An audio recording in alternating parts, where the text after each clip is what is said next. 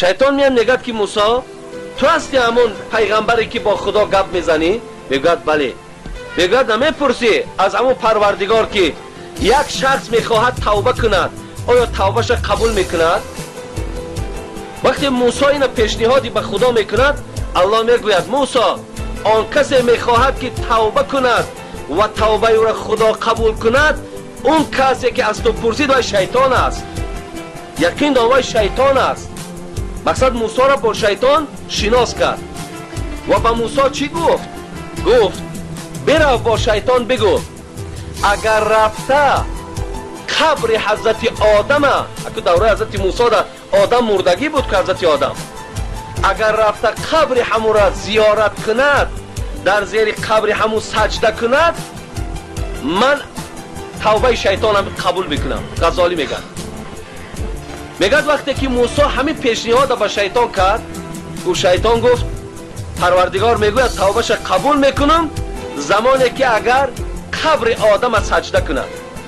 او همه عداوت و بخیلی شیطانم برای انسان بود آخی از پشت انسان پروردگار او را از جنتش پیش کرده بسیار نفرت که داشت. بعد چی گفت؟ بعد گفت ای موسی گفت این آدم گفت در جنت حیات بود زنده بود من سجدش نکردم اکنون گفت او زیر خاک است اکنون وای مرد است من رفته قبرش سجده میکنم نگو سجده نمیکنم. گفت ببین دشمنی را ببینین عداوت را ببین. حتی امام غزالی میگه در دوزخ صدها هزار سال میسوزه. بعد این میگوید وقتی مهلتش میتن و با اون میگویند اگر رفته آدم از سجده کنی الله از همین دوزخ عذابش خلاصت میکنه. میگه شیطان میگشته است میگفته است پروردگار صدها هزار سال دیگر را طاقت دارم لکن آدم از سجده نمیکنم. ببینین همه ملائک سجده میکنن همه ملائک سجده حضرت آدم کردن. غزالی میگوید صدها هزار سوختنش به گردن میگیرد لیکن سجده در آدم میگرد نمیگیرم. عداوت دارد دشمنی دارد. امروز بنده های خدا با پیروی همون هستند. شما ببینید ما پیروی کی میشیم؟ الله در قرآن صراحتا بیان میکند که وای کافر است در پیش پروردگار. او قدر ندارد منزلت ندارد. انسان ها پایبند او میشوند. او یک قصه بغدادی را میکنم به همین خاتمه میبخشیم. چونین نقل است اندر ساعتی روز جنید اندر ره میرفت با سوز. جنیدالله بغدادی میگه در راه های کوچه های بغداد با سوز و گداز قدم میزد و ناگاه دید آن ملعون شیطان و مکاری شده چو طفل عریان. نگاه کرد که همین شیطان خودش در صورت یک کودک در آورده است.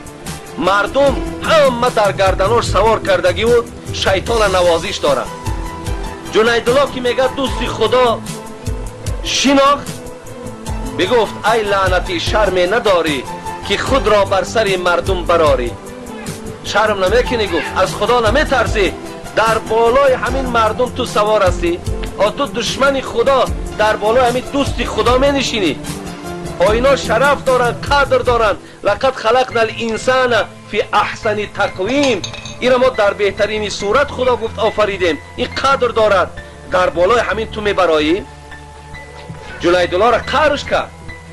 بگفت ابلیس. یکی ابلیس چی جواب گفت؟ بگفت ابلیس که مردم نیست اینها چو گاو و خرچران در روی دنیا. بود و خرچران در روی دنیا بود مردم همان قوم جگرریش که راه حق پرستی کرده در پیش.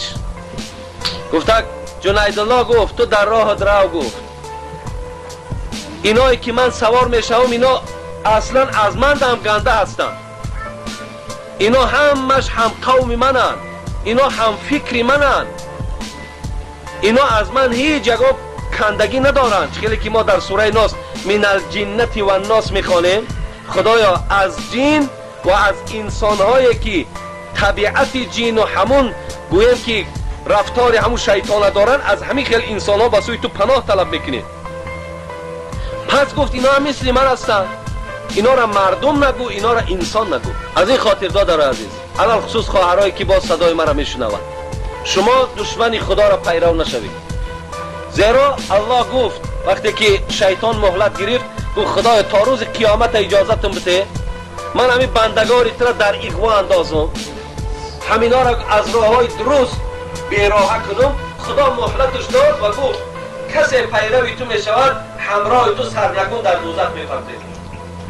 از این خاطر اگر ماها العیاذ بالله اگر خواهرای ما اگر مادرای ما با این دشمنی خدا اگر پیرو شوند مثل بینمازی کنند شوهرها را احترام نکنند اگر بینمازی کنند خب عرق نوشی کنند زیناکاری کنند در راههای حرام از راههای حرام درآمد گیرند در راههای حرام قدم بگذارند بیشک از این سوره قرآن است اینا پیرو شیطانند همراه شیطان در همه آتش سوزان پروردگار پرتافته میشن.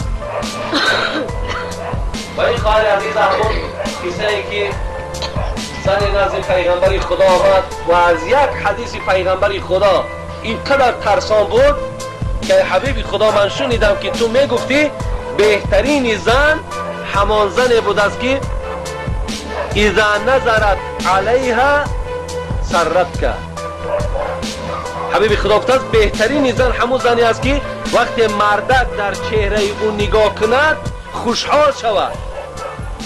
ببینین وقتی مردک در چهره زن نظر کند چهره زن همچنان چهره با تبسم است آنچنان چهره خوب به شوهرش نمایش میدهد که مردک از نظر کردن زن خوشحال شود.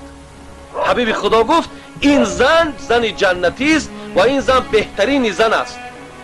ببینین ولی اگر زن ولی ممکن خیلی آدمایی که زناشون همین خیلی استقبال خوبشون میگیرن تیز این سخنی من را میفهمن لیکن کسایی را که استقبال نمیگیرن شاید که مثال گویم بود استقبالی به این خیلی چهره چخل باشه آن ندیده است بیچاره ندیده است و زنی او هم بیچاره این سخن که نشنیده است که بهترین زنی است که مثال با مرده که بیگانه نمیخنده با همسینفش نمیخنده با همسایش نمیخنده همون بهترین خنده و تبسم شه در همه حلالترین مردک و از همه بزرگترین مردک برای او شوهرش است همون تبسم زیباش برای شوهرش میکنه.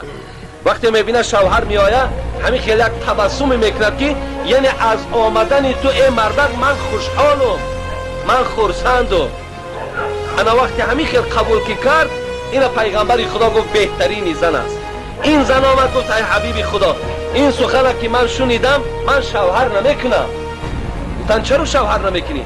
آخر اگر یکی من مبادای یگان بار اگر یکی خاطرم مشوش باشه یکی خاطرم پریشان باشه یکی اگان مصیبت داشته باشم و شوهر ما استقبال خوب نگیرم از جمله بدترین زنها باشم پیش خدا را چی جواب میگم؟ برای یک تبسم این زن خدا ترسیش ببین.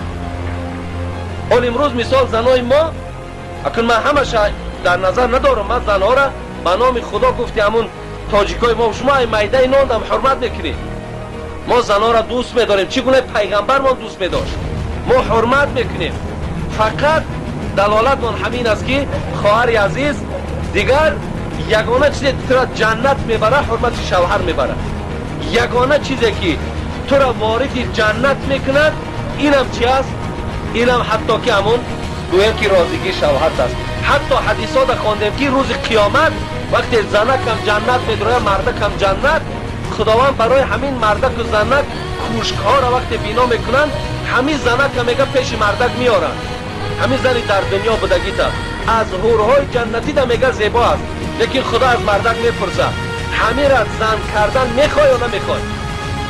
این اگر میگه زنی خوب باشه زنی بود در دنیا که بسیار مونیس بود غمخوار بود مردک همه پستی و بلندی هاش اهمیت میداد همونجا مردک هم که دلش بکشد میگفت بله پروردگار میخواهم که با این در همین جمع چی باشم البته همون زن و شوهری که داشتیم همون را در همین جا برپا کنیم. به این خاطر خواهر عزیز به این یک دنیا زندگی شما آخر نمی آورد بلکه شما در جنت هم یک جایه اید. به این خاطر فقط شما اگر حرمت همین مردکا را بجا مردکا باید گفتی اکی استاد من دامونا مردکا باید زنا را حرمت کنند چگونه پیغمبر من حرمت میکرد عایشه چه خیلی که پیغمبر حرمت میکرد همچنان حرمت کنیم. آن زنای ما و شما حرمت را در چی میبینن؟ یک یگان گپ شود پیش باشه میخوابید توبه کنید توبه کنید. این میخواد گویا که خدا ترسی باشد. یا اینکه تمام گویا حق شوهر به جا آمد. یا یک چهار کلمه را یک میپزه یک طرفک رایش میکنه مثال برای نمیره مثال حضرت امیر سعید علی حمدانی را بتیم خب مقصد هم یک نشانه خدا ترسی نخواهد. تو اگر او کلمه را سریع قضی بخیر در پیش مردک بپس پیشه که مردک در بمان او ثوابی را که تو در اینجا میگیری اگر تمام دنیا را تقسیمش که خیلی ثواب نیست. مرحمت برای تو بهترین راه بهترین توشه انا همین است. خدا همه ما و شما را خاتمه بخیر دهد و خدای مهربان ما و شما را به آن چیزی که شنیدیم عمل کننده گرداند.